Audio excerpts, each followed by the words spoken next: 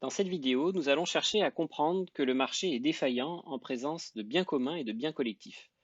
Nous devrons être capables d'illustrer cette défaillance du marché à l'aide d'exemples. Enfin, il faudra être capable d'illustrer l'intervention des pouvoirs publics pour assurer la production de biens communs et collectifs.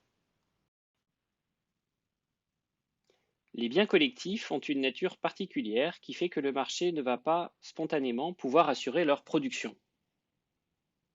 Les biens collectifs sont des biens qui sont non rivaux et non excluables.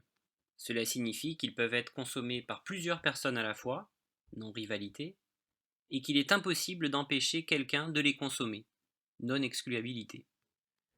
Le marché échoue dans la prise en charge des biens collectifs du fait de ces caractéristiques. Nous allons prendre un exemple. L'éclairage public est un bien collectif car il est à la fois non rival et non excluable. C'est-à-dire que plusieurs personnes peuvent consommer en même temps ce bien collectif et il est impossible d'empêcher quelqu'un d'en profiter. Spontanément, le marché ne prendra pas en charge la production de biens collectifs comme l'éclairage public pour deux raisons. Tout d'abord, personne ne sera prêt à payer pour consommer ce bien dans la mesure où il est possible d'en profiter gratuitement. Il est difficile d'interdire l'accès à ce bien à ceux qui ne paient pas. Il y a un risque de comportement de passagers clandestins. Deuxièmement, en raison de ce risque de comportement de passagers clandestins, aucun producteur n'est encouragé à produire le bien collectif s'il ne peut obtenir un paiement en contrepartie. Ainsi, alors même qu'ils sont très utiles, ces biens ne peuvent pas être produits sur le marché. Il n'y a pas de possibilité de fixer un prix de vente. Pour ce type de bien, il n'y a donc pas de marché possible, ou alors le marché serait très inefficace. Là encore, l'État peut intervenir pour lutter contre cette défaillance de marché en prenant en charge la production des biens collectifs dans la mesure où ils sont favorables à l'intérêt général et que le marché ne peut les prendre en charge.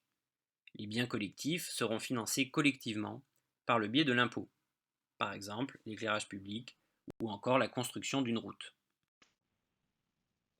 Les biens communs, eux aussi, ont une nature particulière qui fait que le marché ne va pas pouvoir assurer leur préservation. Ces biens sont rivaux et non excluables. Cela signifie qu'ils ne peuvent pas être consommés par plusieurs personnes à la fois, rivalité, et qu'il est impossible d'empêcher quelqu'un de les consommer, non excluabilité. Parmi les biens communs, on retrouve l'air, l'eau, les ressources halieutiques, végétales, etc. Il existe une tragédie des biens communs car il y a un risque de surexploitation de ce type de biens par le marché.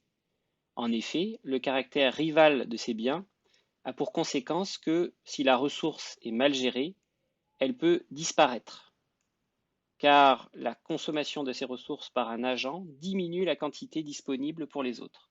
Cela entraîne une perte collective. Par ailleurs, le caractère non exclusif de ces biens a pour conséquence que les individus ont intérêt individuellement à les consommer au maximum, car on ne peut pas les empêcher d'accéder aux biens concernés. Là encore, cela entraîne un risque de surexploitation qui peut entraîner la disparition du bien. Dans les deux cas, il y a une perte collective. Pour empêcher la tragédie des biens communs, il faut mettre en place des réglementations qui protègent ces biens.